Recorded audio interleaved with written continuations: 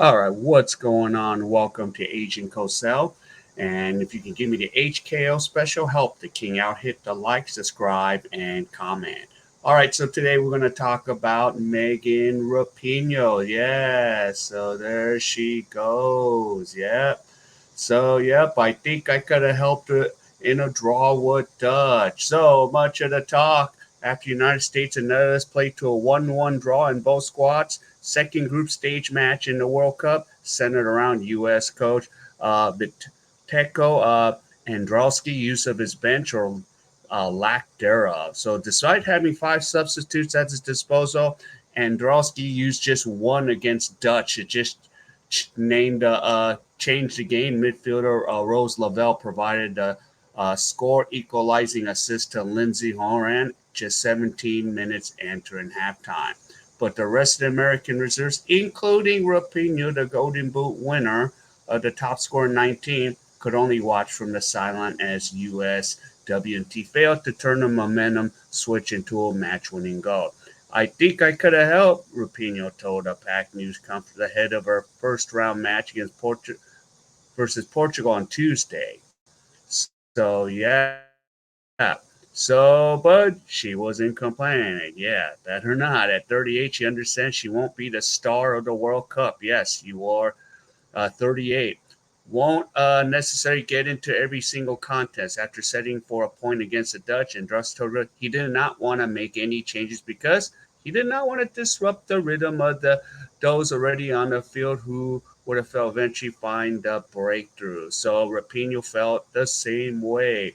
I think that they're going to give everything to creating chances up to the end, said of the teammates. So, yep, they got a and Rapinoe ended. She respected her coach's decision, and the explanation just justified. It doesn't change the fact that she wanted to play, and she probably wasn't alone. So all of us on the bench think we should be on the field as much as the players think should be on the field. Every player thinks about starting game should play 90 minutes, but every player who doesn't, who's a sub, think there should be on at some point.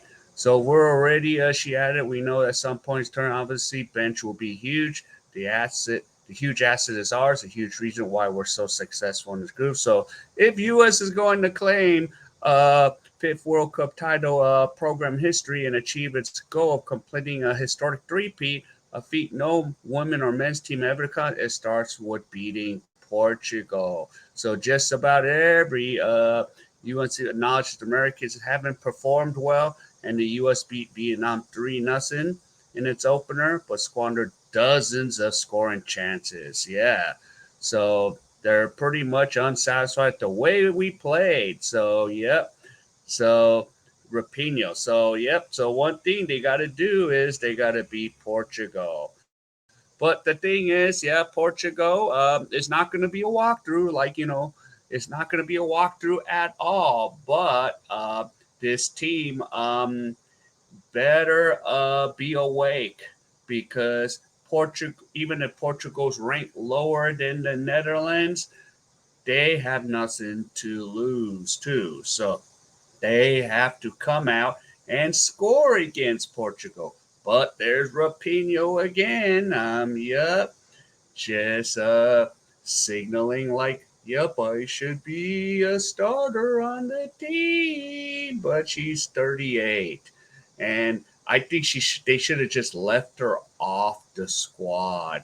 And then, of course, again, it's just so despicable that all of them just stand and not sing. Now, is it a requirement to sing? No, but at least they could show their patriotism for this flag. And I'll tell you this, every other nation has pretty much sang the national anthem.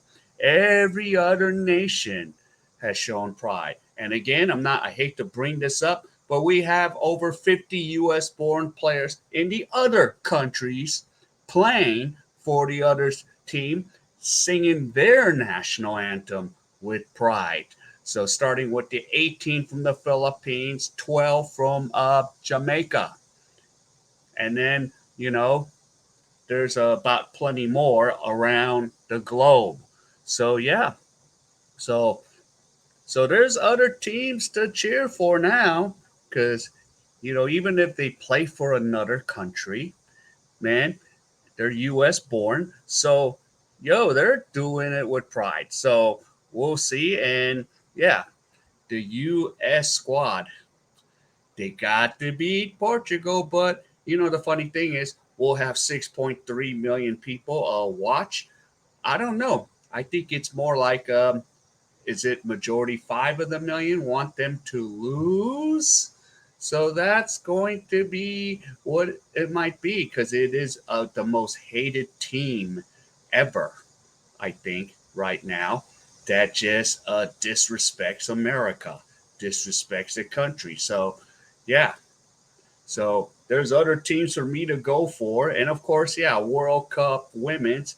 It doesn't bring the views as the men's. And I'm just keeping a chart of the attendance, and plus the venues are really small.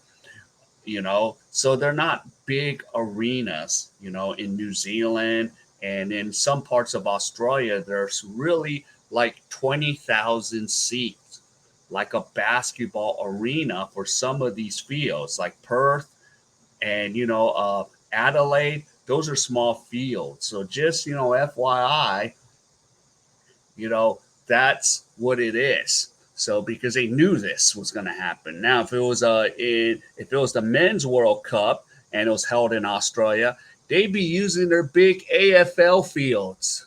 You know, so of course that season's going on right now. So their big AFL holds 80 to 100,000 seats. So for that, those facilities would be utilized. So just a thought, we're not using the big arenas. We're not using those for this soccer. Maybe Sydney and Eden Park, which is in New Zealand, which is holds 50,000, and Sydney that holds about 60, 70. But that's mostly for a range for Australia. So that's just the note right there. So just kind of to think about, food for thought. So that's where we're at. All right. So, but yeah, so we'll see. But I have a feeling the U.S. is going to just pretty much, there'll be the same three that's going to sing the national anthem, and the other eight just going to sit there, man, say America's a whatever place. So that's where we're at. All right, everyone. If you enjoyed any of this content, man, give me the HKO special. Help the king out. Hit the like, subscribe, and comment on what you think. All right, everyone. That's going to be it. See you in my next video.